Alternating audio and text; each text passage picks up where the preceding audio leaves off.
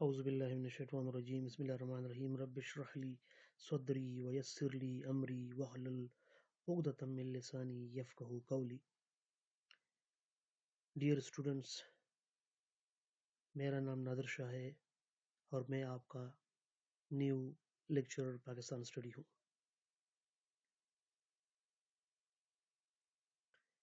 ہمارا جو ٹاپک ہے وہ ہے introduction to Pakistan studies, emergence and aims and objective. آج ہم اس کے ایمرجنس، ایمز اینڈ آبجیکٹو کے بارے میں جو ہے ڈسکشن کریں گے. ڈیئر اسٹوڈنٹس، اس اسائنمنٹ کا لاسٹ ڈیٹ ہے 18 فروری 2024. میں ہر جمعرات کو ایک لیکچر اپلوڈ کروں گا اور سنڈے تک اس کا لاسٹ ڈیٹ ہوگا جس میں آپ اپنے اسائنمنٹ کو سبمٹ کریں گے. تو ڈیئر اسٹوڈنٹس، ڈیفینیشن کرنے سے پہلے میں یہ بتانا چاہتا ہوں کہ پاکستان اسٹڈی کیا یہ ایک سوشل سائنسز کے زمرے میں آتی ہے؟ اگر آتی ہے تو کیسے؟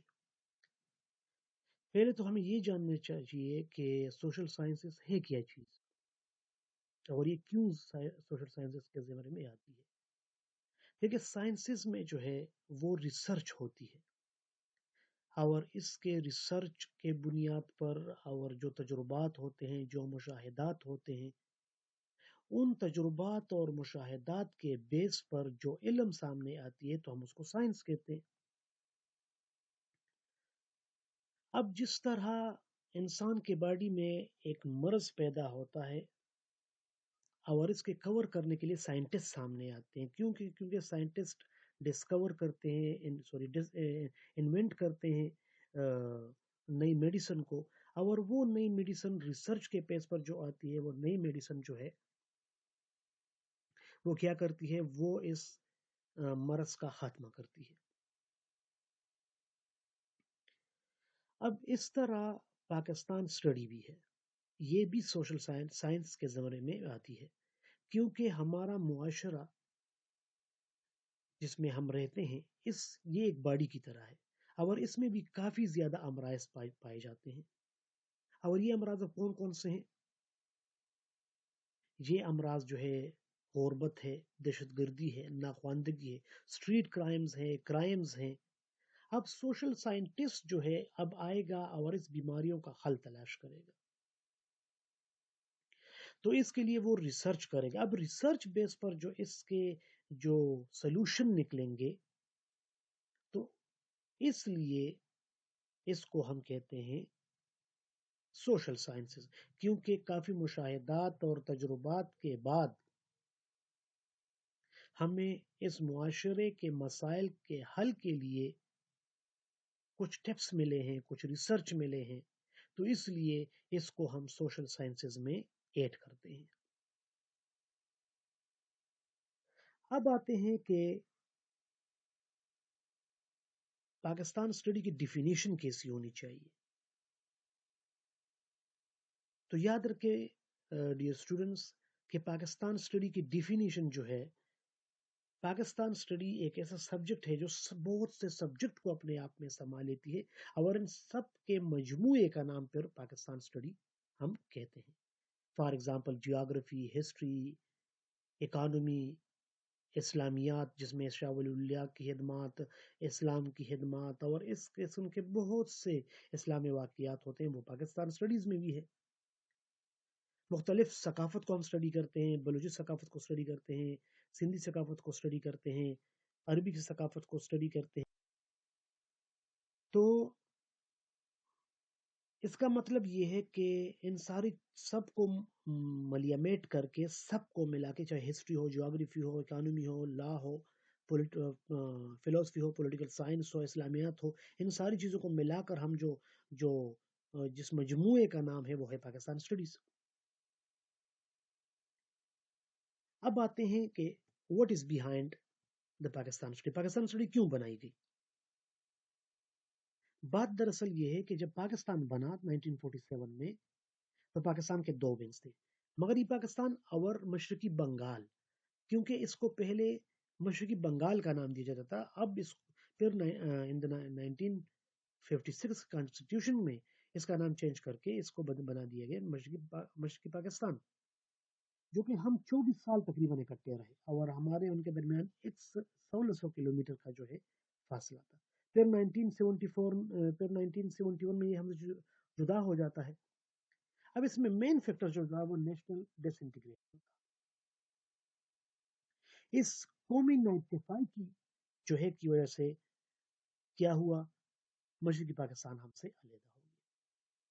اس لیے اس کے بعد جو پالیسی میکر ہیں اور جو لا میکر ہیں، انہوں نے مل بیٹھ کر یہ فیصلہ کیا کہ ایک ایسا سبجیکٹ ہونا چاہیے جس کی وجہ سے اس ملک کے رہنے والے لوگوں کو یہ پتہ چل سکے پاکستان کو کتنی قربانیوں سے حاصل کیا گیا ہے۔ اگر آپ ان کی ہسٹری پڑھیں کہ پاکستان کتنی قربانیوں سے حاصل ہوا ہے، تو آپ یقین مانیں، آپ رو پڑیں گے کہ پاکستان جو ہے کتنی زیادہ قربانیوں سے بہت سے لوگ راستوں میں جو ہے لاپتہ ہو گئے، عورتوں کی عزتیں تک لوٹ لی گئی، کچھ کو زندہ جلا دیا گیا، اور جو ٹرین آتے تھے وہ سب اس میں 90% لوگ جو ہے قتل کر دیے جا رہے تھے۔ تو وہ یہ چاہتے تھے کہ ان قربانیوں کو ان لوگوں کے سامنے لایا جائے، ان کی جذبات پیدا کیے جائے، جس کی وجہ سے وہ ان ملک سے محبت کی جا سکے، اور ان محبت کی وجہ سے ملک آئندہ نہ ٹوٹے۔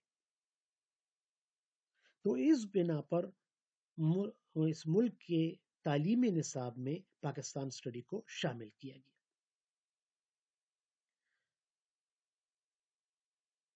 کیونکہ اس کے شامل کرنے سے ہم کو مختلف جگہوں کا پتہ چلتا ہے، مختلف جو ملک میں واقعات ہوتے ہیں اس کا پتہ چلتا ہے، وہ لوگ جو ان ملک کے لیے قربانیاں دی ہیں، وہ لیڈر جو ان ملک کے لیے قربانیاں دی ہیں، وہ لیڈر کون کون سے ہیں، تو ان کے متعلق ہمیں جو ہے پتہ چلتا ہے۔ اب نیکسٹ جو ہے وہ ہے ایمز اینڈ آبجیکٹیوز۔ 3 بنیادی مقاصد ہیں، یہ بات یاد رکھیں۔ ایک ہے cognitive aspect, to collect information about Pakistan. دوسرا ہے affective aspect, to create feeling in the society regarding Pakistan.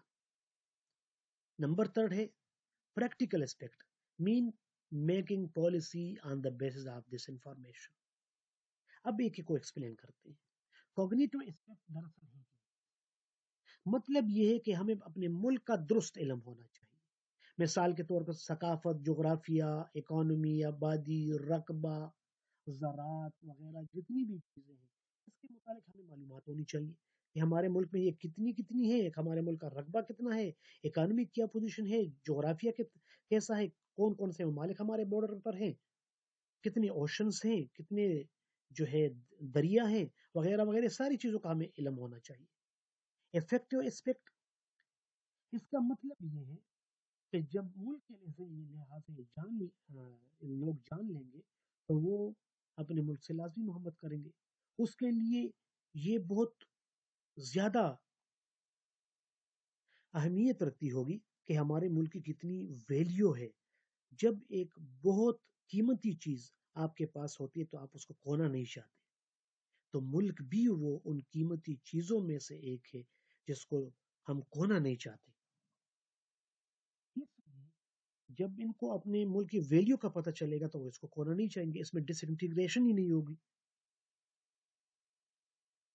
اب محبت کا مطلب یہ نہیں ہے کہ آپ اپنے ہاتھ میں جھنڈا لیں اور اس کو چومیں اور اس کو سلوٹ کریں، یہ بھی محبت کا ایک جذبہ ہے، لیکن ہمیں پریکٹیکل اسٹیپ لینا چاہیے۔ پریکٹیکل اسٹیپ میں کیا آتا ہے کہ ماحول کو اپنا صاف رکھیں، لا کی پاسداری کریں، آئین کی پاسداری کریں، ناجائز منافع خوروں کو جو ہے منع کریں، ظہیر اندوزوں کو منع کیا جائے، ایمانداری سے کام کیا جائے۔ ہر وہ کام جو ہم اپنے لیے کریں یا اس ملک کے لیے کریں وہ ایمانداری سے کریں، انفرادی نہ سوچیں بلکہ اجتماعی سوچیں، تب یہ ملک جا کے جو ہے ترقی کرے گا۔ اب پریکٹیکل اسپیکٹ کون سا ہے اس کا؟ دیکھیں، آپ اسٹوڈنٹ سے اس طرح کل آپ ٹیچر بنیں گے، آپ کے اسٹوڈنٹ ہوں گے، آپ کو جب پتہ چلے کہ یہ ملک کتنی قربانیوں سے بنا ہے، ہمیں اپنے ملک کے لیے کیا کرنا چاہیے، آئین کی پاسداری کرنی چاہیے، لا کی پاسداری کرنی چاہیے، ناجائز منافع خوروں کے خلاف ہونا چاہیے، ظہیر اندوزوں کے خلاف ہونا چاہیے، ایمانداری سے کام کرنا چاہیے. تو آپ اپنے اگلے نسل کو یہ جو ہے پڑھائیں. جس کی وجہ سے آپ یا وہ جب لا میکر ہوں گے یا کوئی ملک کے اچھے پوسٹ پر ہوں گے تو وہ ایک اس ملک کے لیے ایسی ہی پالیسی مرتب کریں گے جس سے اس پاکستان کی بقا ممکن ہو اور اس ملک میں امن و آشتی آ جائے. اس میں دیکھیں تو یہ کوگنیٹو اسپیکٹ کا سلائیڈ ہے، یہ اس کا پارٹ سیکنڈ ہے. اس طرح یہ افیکٹو اسپیکٹ ہے، یہ اس کا پارٹ سیکنڈ ہے. یہ پریکٹیکل اسپیکٹ کا اور یہ اس کا پارٹ سیکنڈ ہے. اس طرح اب میرے چند سوالات ہیں کہ کیا یہ تینوں اسپیکٹ ہم نے پورے کیے ہیں؟ اسپیکٹ نمبر اور کوگنیٹو، کیا اسپیکٹ کوگنیٹو پورا ہو رہا ہے؟ ہاں پورا ہو رہا ہے. ہم اپنے اسٹوڈنٹ کو سکھا رہے ہیں اور اسٹوڈنٹ کو یہ بھی سکھا رہے ہیں کہ اپنے ملک سے محبت کریں، کیونکہ یہ ملک جو ہے یہ اگر یہ ہے تو آپ ہیں، اگر یہ نہیں ہے تو آپ بھی نہیں ہیں. اس کی ویلیوز آپ کے اور ہمارے دل میں سب سے زیادہ ہونی چاہیے. اس سے محبت، آئین کی پاسداری، ناجائز منافع خوروں وغیرہ کے خلاف جو ہے آگے بڑھنا اور اس طرح ایمانداری سے کام کرنا. اس کے علاوہ افیکٹو جو اسپیکٹ ہے ہاں وہ بھی ہو رہا ہے. ہم جو 14 اگست دھوم دھام سے مناتے ہیں، ہم 23 مارچ جو مناتے ہیں، اس کے علاوہ 6 ستمبر کو مناتے ہیں، اس کے علاوہ اپنے لیڈروں کے دن مناتے ہیں، جس طرح لیاقت علی خان، قائد اعظم رحمۃ اللہ علیہ وغیرہ. اس کے جو ہے ہم مناتے ہیں دنوں. کیوں مناتے ہیں؟ کیونکہ یہ انہوں نے ہمارے ملک کو آزاد کیا ہے. تو یہ افیکٹو اسپیکٹ ہوا. اب پریکٹیکل اسپیکٹ کو دیکھو تو میں کم سے کم اس کے پریکٹیکل اسپیکٹ سے ناٹ سیٹسفائیڈ، کیونکہ یہاں تو اس طرح آئین کی پاسداری کبھی ہوئی ہے، اللہ کی پاسداری کبھی ہوئی ہے، نہ ایمانداری پر کوئی کام ہوا ہے. تو اگر میں اس کو پرسنٹیج مارکس میں ذرا 25% اس کو مارکس جو ہے یہ دوں گا. اچھا اب اسٹوڈنٹ یہ جو اس کے بعد جو لاسٹ ہے وہ ہے کہ میں نے آپ کو ایک کوشچن دیا ہے اس میں کہ discuss the emergence of Pakistan study, explain its aims and its objective.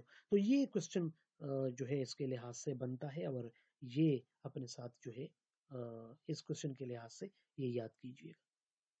شکریہ. السلام علیکم.